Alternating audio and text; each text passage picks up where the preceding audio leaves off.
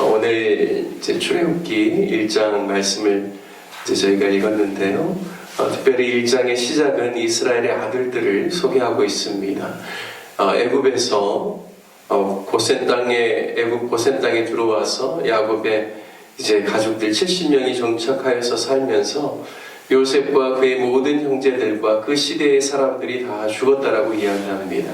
그리고 7절 말씀에 보면 이스라엘 자손들이 생육하고 불어나 번성하고 또 매우 강하여 온 땅에 가득하게 되었더라 라고 말씀합니다. 생육하고 번성하여 땅에 충만한 것은 바로 태초에 하나님께서 사람을 지으실 때 첫사람 아담에게 그리고 또 그의 모든 후손들에게 주신 하나님의 명령입니다. 창세기 1장 27절과 28절 말씀에 보면 하나님이 자기 형상 곧 하나님의 형상대로 사람을 창조하시되 남자와 여자를 창조하셨다 말씀합니다. 즉 하나님의 형상이 있는 남자와 여자를 통하여서 그리고 28절 말씀에 생육하고 번성하여 땅에 충만하라 땅을 정복하라 바다의 물고기와 하늘의 새와 땅에 움직이는 모든 생물을 다스리라 하셨습니다. 즉 동사만 보면 생육하고 번성하고 충만하고 정복하고 다스리는 이 모든 일을 하나님이 당신의 형상이 있는 자들에게 그것을 허락하셨고 명령하셨다는 것이죠. 따라서 하나님의 약속을 붙잡고 하나님을 경외함으로 하나님을 섬기며 살아가는 이스라엘 백성들에게 하나님께서 약속하신 바를 실행치 않으실 이유가 없는 것이죠. 그래서 오늘 본문에 보니까 7절 말씀에 이스라엘 자손은 생육하고 불어나 번성하고 매우 강하여 온 땅에 가득하게 되었더라 말씀합니다. 사랑하는 성도 여러분, 하나님은 당신의 형상을 따라서 살아가는 하나님의 자녀들, 우리들을 세상에 그냥 내버려 두지 아니하시고 우리가 세상에서 생육하고 번성하여 충만하고 정복하고 다스리도록 하나님께서 우리를 통하여서 역사하신다라는 사실을 믿으시기를 바랍니다. 바로 당신의 형상을 회복한 교회를 통하여서 저와 여러분을 통하여서 하나님께서는 당신의 뜻을 행하시고 또 하나님께서 이루시기를 원하시는 구원의 그 놀라운 역사를 진행한다라는 사실을 믿으시기 바랍니다. 하나님의 그 이스라엘 백성들에 대한 축복이 오늘 7장 말씀에 이렇게 나와 있는데요.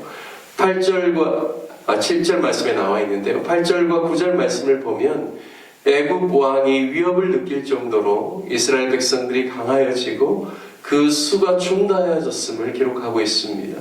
그래서 애굽 왕 바로가 이스라엘 백성들을 더 괴롭게 하죠. 애굽의 국고성 비돔과 람셋을 11절에 보면 건축하게 하고 또 이스라엘 백성들이 동원되어 그들에게 무거운 짐을 지워서 이스라엘 백성들을 괴롭게 하고 감독관들을 세워서 그들을 더 통제하여 학대하게 합니다.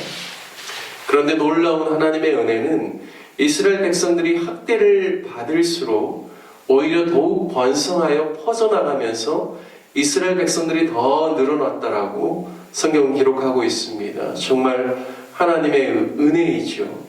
하나님의 백성들이 환경이 어렵다라고 사람이 시험거리를 준다고 해서 위축되거나 망하는 것이 아니라 오히려 고난과 역경 속에서도 더 강하여지고 더 성장하여지고 더 큰 힘을 발휘할 수 있도록 하나님께서 오히려 그들을 준비시킨다라는 사실을 오늘 말씀을 통하여서 깨달아야 할 줄로 믿습니다.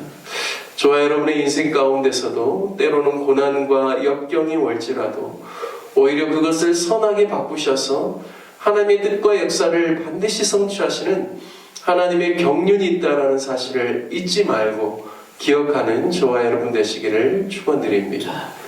우리가 오늘 마지막으로 살펴볼 내용은 히브리 3파에 대한 내용입니다. 애굽 왕 바로가 아무리 이스라엘 백성들에게 고된 노동을 시키고 그들을 학대할지라도 인구가 감소하거나 그들의 힘이 약해지는 것이 아니라 그럴수록 더욱 강성해지는 것을 보면서 이제는 특단의 조치를 내립니다. 그것은 히브리 3파들을 통해서 남자아이가 태어나면 죽이고 여자아이가 태어나면 살리라고 명합니다. 속된 말로 이스라엘 자손들의 씨를 말리라는 것이죠. 그런데 이 히브리 산파의 리더라고 할 수 있는 시브라와 부하는 하나님을 경외하는 사람들입니다. 하나님을 경외함으로 말미암아 애굽 왕 바로의 명령을 어기고 남자아이를 죽이지 않고 살려둡니다. 시브라라는 단어는 히브리어로 아름답다라는 뜻입니다. 그리고 부하라는 단어는 빛나다라는 뜻입니다. 일반적으로 여성들이 좋아하는 그러한 이름이죠. 여기 히브리 산파가 애굽 사람이 아니라 히브리인이라고 이렇게 우리가 추정할 수가 있습니다. 이들 산파들은 하나님을 경외하여서 비록 왕이 명령하였지만 그 왕의 명령이 하나님의 그러한 뜻에 배치될 경우에는 그들이 왕의 명령을 따르지 아니하고 하나님의 뜻을 존중히 여기고 하나님의 뜻을 따랐다라는 것이죠.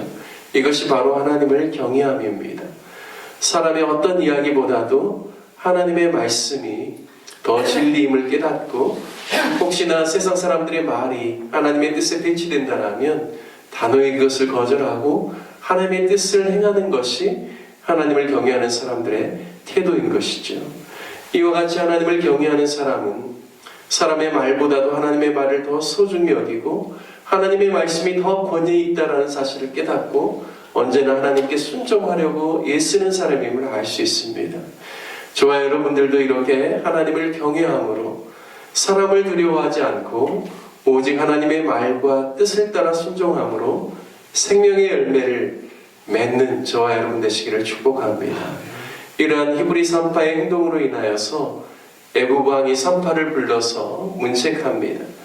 하지만 시브라와 부하는 히브리 여인들이 애굽 여인들과 같지 않고 건장하여 산파가 도달하기 전에 출산을 해버린다라고 지혜롭게 말합니다.